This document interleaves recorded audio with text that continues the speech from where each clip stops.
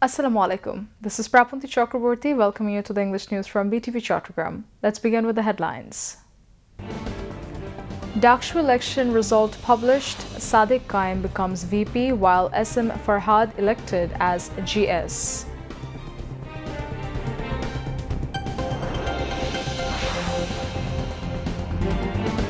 Hearing of the case against humanity by Sheikh Hasina and two others to be completed within this month, informs prosecutor.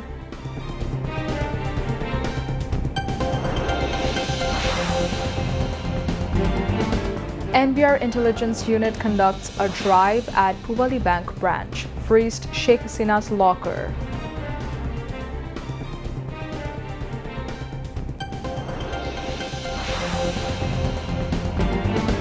Army has absolute control in all over Nepal. People asked to stay at home.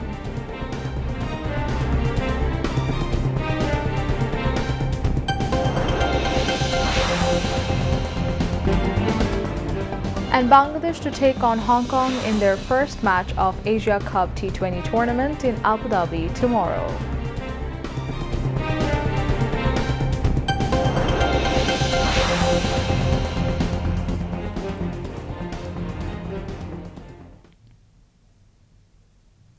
Viewers, those were the headlines. Now moving on to the details.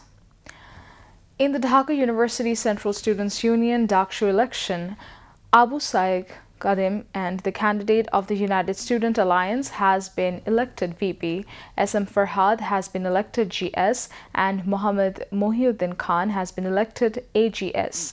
The official results of the Dakshu election were announced today at the university's Senate building. United Student Alliance candidate Sadiq Qaim secured 14,042 votes to win the VP post, while his nearest rival, Chhatrodol's Abidul Islam Khan, received 5,708 votes. For the GS post, United Student Alliance candidate SM Farhad won with 10,794 votes, defeating Chhatrodol leader Tanveer Hamim, who received 5,283 votes.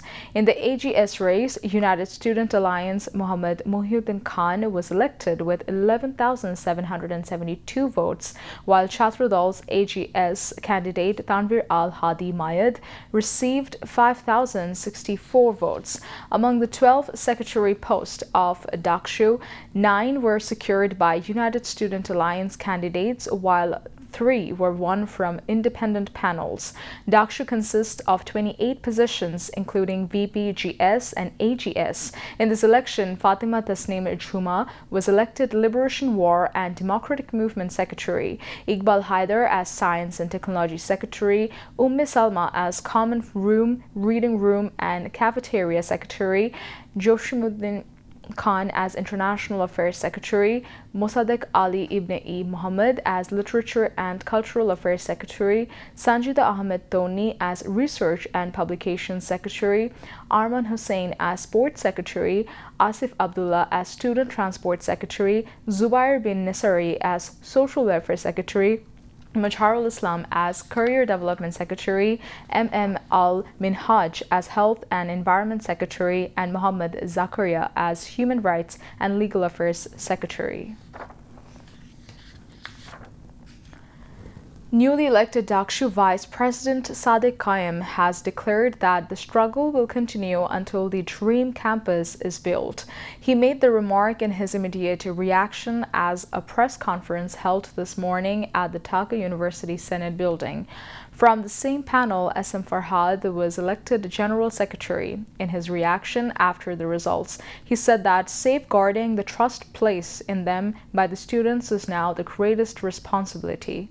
In the Dakshu election, candidates of the Islami Chhatra Shibir-backed United Students Alliance secured victory in the VP, GS, AGS posts and 9 out of 12 secretary posts and positions. Pledging to serve as VP, Sadiq Qaim said that, regardless of differing views, everyone will work together. He has vowed to fulfill students' expectations. The winning candidates collectively promised to work together towards realizing the expectations and trust that the students have placed in them. The testimony in the case against Sheikh Hasina and the two others for crimes against humanity during the July-August mass uprising may conclude within this month. Prosecutor Ghazi M.H. Tamim made the statement while briefing journalists at the International Crimes Tribunal today. He said that out of 81 witnesses in the case, testimony from 45 has already been recorded. Through these witnesses, the prosecution has been able to establish crimes against humanity against Sheikh Hasina and the two others before the tribunal. The briefing further revealed that next month and Monday, two significant witnesses are scheduled to testify in the case: Dr. Mahmoudur Rahman, editor of the Daily Amar Desh, and Nahid Islam, co-vener of the National Citizens Party (NCP). In addition, prosecutor Ghazi M.H. Tamim informed that the International Crimes Tribunal has ordered the arrest and imprisonment of Police Inspector Atikul Islam and Constable Sajadur Rahman in connection with the 2016 case of shooting two Islamic Chhatro Shibir leaders in Jashore. The Central Intelligence Cell (CIC) of the National Board of Revenue today confiscated a bank locker at Puwali Bank's Motichil branch belonging to ousted Prime Minister Sheikh Hasina. Confirming the matter, CIC Director General Ahsan Habib said that a locker in the name of the former Premier was traced at Puwali Bank's Shenakolan Bhavon branch. Of the two keys to the locker, one was in Hasina's possession while the other remained with the bank. NBR intelligence officials sealed the locker this morning. Besides, an FDR worth 12 lakh taka in Sheikh Hasina's name and another joint FDR of 44,000 lakh taka in the names of Sheikh Hasina and her sister Sheikh Rehana were also seized. Earlier, the NBR had sent letters to 65 banks across the country seeking information on lockers and assets registered under the names of Sheikh Hasina and her family members. NBR suspects that the locker may contain confidential documents, valuable deeds, and ornaments. Now, international news.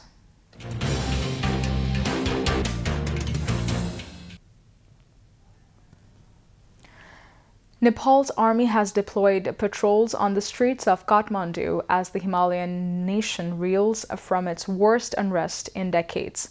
Fierce protests against corruption and nepotism spiraled further on Tuesday into arson and violence.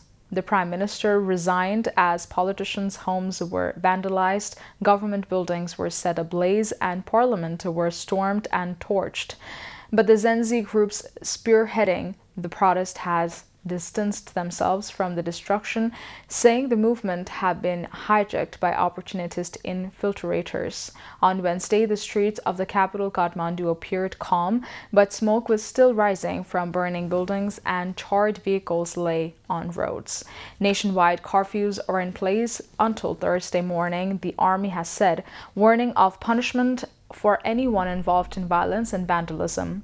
The military is attempting to control a violative situation with Prime Minister K.P. Sharma Oli's resignation leaving a leadership vacuum.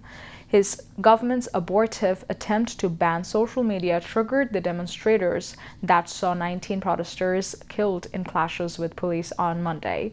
Those deaths, which have since risen to 22 only, fueled the unrest on Tuesday. Israel has attacked Hamas's leadership in the Qatari capital Doha, drawing widespread global condemnation. Hamas says 5 of its members were killed in the attack, including the son of senior leader Khalil al-Hayya. A member of Qatar's security forces was also killed. Qatar has condemned the cowardly attack and says there was no warning of the strike from the U.S. UN Secretary General Antonio Guterres condemned the Israeli attack, calling it a flagrant violation of the sovereignty and territorial integrity of Qatar.